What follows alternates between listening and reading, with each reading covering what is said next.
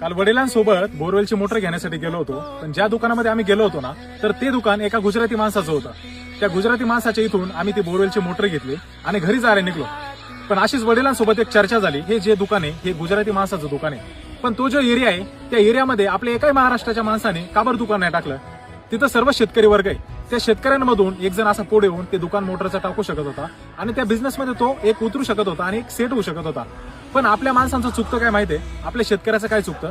आपल्या शेतकऱ्याची एकच मेंटॅलिटी असते की आपल्या शेतकऱ्याने जर पोराला शिक्षण दिलं ना, तर त्याच्या पोराने शहरामध्ये जावा, पुणे, नाशिक, मुंबई यासारख्या ठिकाणी जावा, 10-15 हजाराचा जॉब करावा. की कशासाठी? गावातल्या सर्व लोकांना मी मोठ्यापणाने सांगल की माझा मुलगा इथं जॉबला आहे, तिथं जॉबला आहे. पण खरी रियालिटी ही असते की तो मुलगा घरी 1 रुपया पण देत नसतो. कारण की का देईल? त्याचं त्याच पैशांमध्ये त्या शहरामध्ये भागत नसतं. रूमचं भाडं द्यायचंय, त्याच्यानंतर लाईट बिल द्यायचंय, त्याच्यानंतर जेवणाचे पैसे द्यायचे, या सर्वात त्याच भागत नाही. तर तो कशा घरी पैसे देणार आहे? मग तुम्ही हा जो देखावा करताय हा जगाला सांगण्यासाठी का करताय?